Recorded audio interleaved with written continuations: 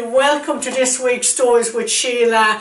Thank you as always for watching. Please subscribe if you haven't already and be part of this mental wealth community. Folks, this week's Stories with Sheila is going to start off with a solution, and this is from, we're going to say, Jane. Obviously the name isn't Jane, but we like to keep confidentiality. And Jane basically sent in her problem to me, and she was saying to me of how much that she was missing communication, she was missing socialising with friends, and I bet you so many people can relate to this, folks.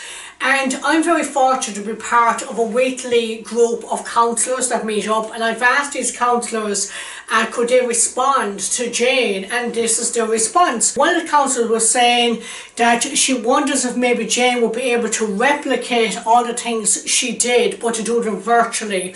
So whether that's Zoom or Microsoft Teams, whatever you can, or even over the phone. And you know, this counsellor friend of mine, Suzanne, I know she won't mind me mentioning her name, she was saying she knows lots of people who've devised like quiz nights and stuff like that, because you've been amazing, folks, during this time and being creative. So, and then actually kind of get dressed up for the occasion, which I think is a very good advice as well. Have a glass of wine, a bit of a tipple, and just have a good catch up. So what Suzanne says is really, she advises just to find ways to replicate that, of course, to have that social interaction, but to do it in ways that we can at the moment. And then Jean, another counsellor friend of mine again, I know I'm very lucky to have these friends, Jean was saying to just kind of bear in mind that there will be a loss going on for the moment of not being able to do the things that we've been able to do, Jane. So just to be good to yourself and just to allow for that time as well.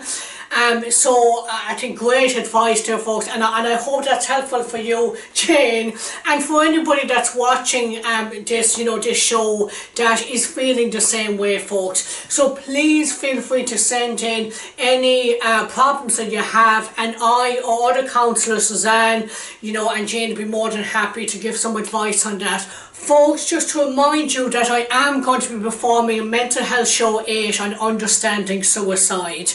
This is for people that want to help themselves and each other, folks, because how many times do we hear of somebody who unfortunately has died by suicide, and we hear people say he or she was the life and soul of the party.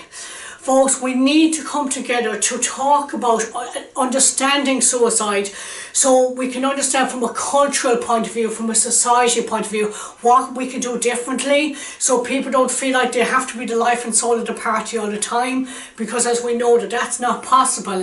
And that's going to be part of my show as well, is how people form their own identity and what happens when they can't do the things they usually do, which they see as their identity.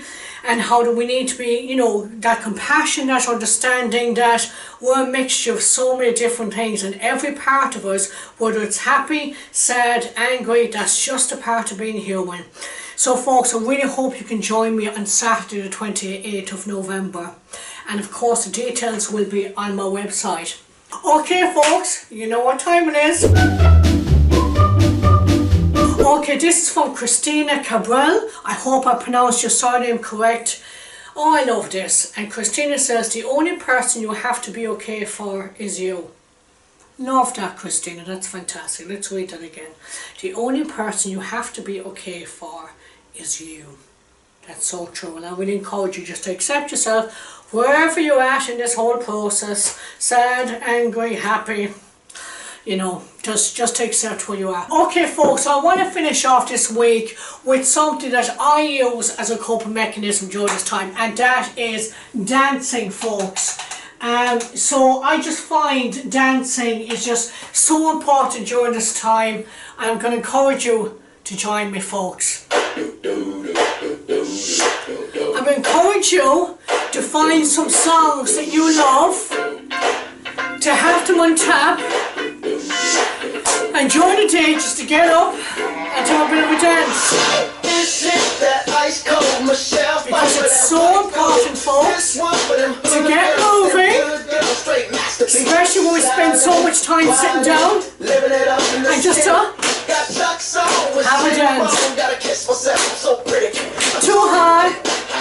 So folks, I hope you have a lovely week and find ways to have fun.